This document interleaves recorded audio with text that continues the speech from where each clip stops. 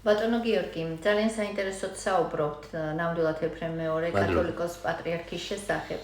და კიდევ თუ რამე გახსენდებათ მის აი ესეთ მოღვაწეობასთან დაკავშირებით, რა თქმა უნდა დიდი ღვაწლი და დიდი შრომა აქვს სამშობლოს და თვითონ ეკლესიის წინაშე და თქვენ უფრო უკეთესად გვეტყვით და გვესაუბრებით ამაზე. განვაგრძობ მის სამისდრო მოღვაწეობის დეტალებს.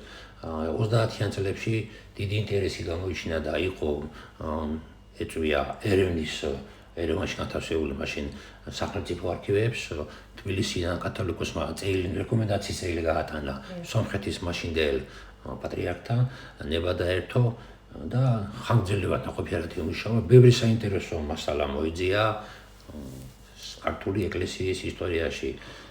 თუნდაც იმიტომ რომ სამწუხაროდ ბევრი ქართული ეკლესია ეხლაც და მაშინაც მოექცა სომხეთის ტერიტორიაზე და ბევრი საინტერესო დოკუმენტი დაცულია ერევნის არქივებში და მე პირადად ეხლა მომიწია ყოფნა ახტალისა და ლავერდის სამონასტრო კომპლექსში და გული იმაზე მეტკინა ცოტა შეიძლება გვერდში გავუხვიეთ იმას რომ ის სომეხი მღვდელი ამბობს ეს სომხური ძეგლიაო არა და ჩვენ ხო კარგად ვიცით ვახტანგ გორგასალის დროსაა აშენებული და ფრესკები ხომ არ შემორჩენილი ძველი წმინდა ნინო და ამავე დროს იქ ქვები არის ქართული წარწერით ეს არ დაუზიანებიათ მაგრამ ერთი ეშმაკობა გააკეთეთ ჩემმა სომხებმა მეგობრებმა სამაგი ხუთმაგი ხალიჩები დააფინეს და თუნება პარაგა ვერაწეს და ეს წარწერები ხო და ეს ისე გადაუხვია მაგრამ უბრალოდ კიდე ხელს გაუსვავ სად შორს იხედებოდა ეფრემ მეორე და როგორც თილობდა ეს კვალი არც აშლილიყო და ამავე დროს ეს ცნობილი ფაქტია გასული საუკუნის 60-იან წლებში აფხაზეთში სომხეთის მაშინდელი ეკლესია მთავრობის ხელსაწყობით მასიურად კიდდებდნენ მიწებს და წარმოიდგინე ეფრემ მეორეს სომხეთის ვაზგენი პატრიარქი არ მორიდებიან მიუხედავად კაი დამოკიდებულება ჰქონდა წერილი მიწერა შედალოცველეო აფხაზეთში ვარ იყედო მიწერია ცოტაა საელი ადგილია სომხეთში რატო იქ არ აკიდულობო და ეს ისე კინეულად მიიღო მაშინელმა საბჭოთა ხელისუფლებამ მინისტრთა საბჭოში დაიბარეს ყოფილა რელიგიური საქმეთა წამონებული ვინმე შალუტაშვილი არის კასპინან არის თუ არ არის რომელსაც უთქვია შენ გეკითხება ვის ადიღეს მიწებს ესე იგი ამ მართლა დიდებულმა ადამიანმა პატრიოტმა დაინახა რამხელა საფრთხო იყო მოსავლელი აფხაზეთში და სამწუხაროდ გამართლა მისი ვარაუდი ეხლა საუბარი შორს წაგვიყვას მაგრამ ძიმე დაგვეტიალდა ჩვენ და ეფრემ მეორის ამ წერანაცოთი როგორი მოგზალებული ძალიან უბალოდ ეცვა ვერ განარჩევდი რომ არა და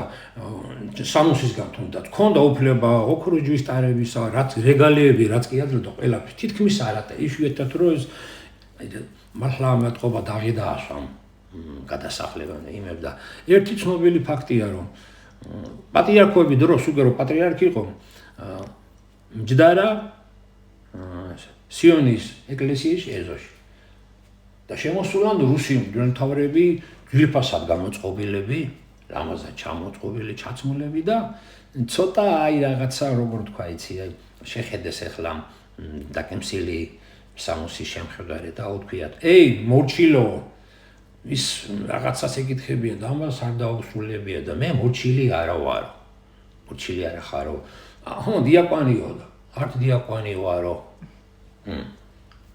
დელი ხარო ის უფრო არა აბა ვინო კიდე უფრო მაღლა ვარ ეპისკოპოსიო გაუჩებულმა შეხედეს არაო კიდევ პატრიარქი ხარო და თუნდაც ეს რუსი მთავრები დაემხნენ მიწაზე და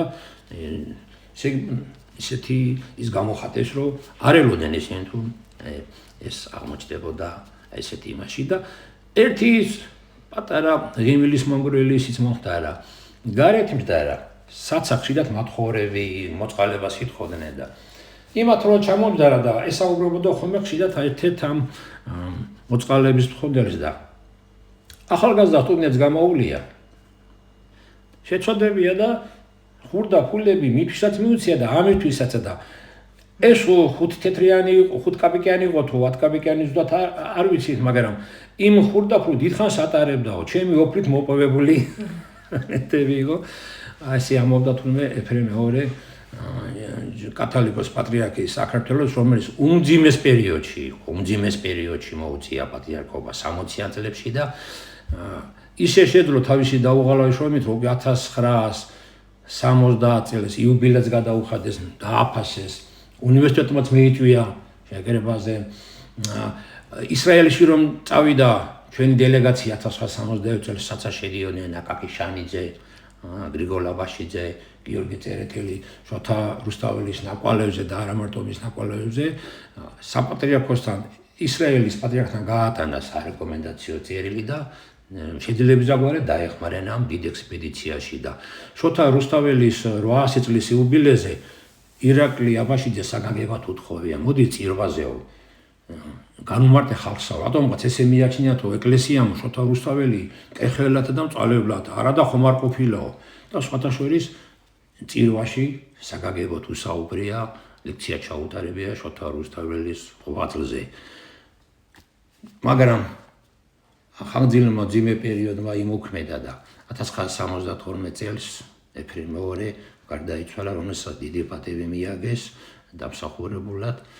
და რა თქმა უნდა, გულსადგენია, რომ კიდე დიდხანს რომ მქონიყო ჯანი, კიდე უამრავ კარგ საქმეს გააკეთა და შედარებით უკვე ნელა-ნელა ფეხზე დამდგარი ეკლესია უკვე შემდეგ პატრიარქს დევდარიანს შეხვდა, მერე უკვე ილია მეორე მოდის. და აქ მე მინდა ჩემი სურვილი და ჩემი ისიც გაგეზიაროთ. ჩემ საყვარელ სოფელში დოეში რამდენჯერაც გავილი და დავინახავ მის პატარა სახლის ნარჩენს. არ ვიცი ეს ვის ხელით იფება ადგილობრივ ხელისუფლებას, ზემდგომს, საპატრიარქოს, ალბათ უფრო საპატრიარქოს, რომ ალბათ იმსახურეს ნამდვილად, რომ რა თქმა უნდა, სოფელ დოეშის მაცხოვრებელია მთლიანად კასპიის მუნიციპალიტეტი და არა მარტო კასპიის, რომ ღირსეული პატივი მიაგონ კიდევ ერთხელ და მისი საცა დაიბადა, საცა გაიზარდა, უფრო მეტი დაფასება და უფრო მეტი ღირსება გამოვიჩინოთ. ჩემი მოგზაურობაც მოგახსენებთ ამას. ვერთ მაგისმინოთ. დიდი მადლობა ბატონო გიორგი მობრძანებისთვის და საინტერესო საუბრისთვის. წარმატებებს გისურვებთ თქვენ და თქვენ საქმიანობა. მადლობა თქვენ მოწვევისათვის. ასევე დიდი მადლობა DVV International-ს და გერმანიის საგარეო საქმეთა სამინისტროს ფინანსური მხარდაჭერისთვის. გერმანიის ათემო რადიოს ეც და კასპიის დასრულთა განათლების ცენტრის პარტნიორობისათვის. მადლობა რადიო მსმენელს. ჩვენ კი სულ მალე შევხვდებით მომავალი გადაცემით. მომავალ შეხვედრამდე.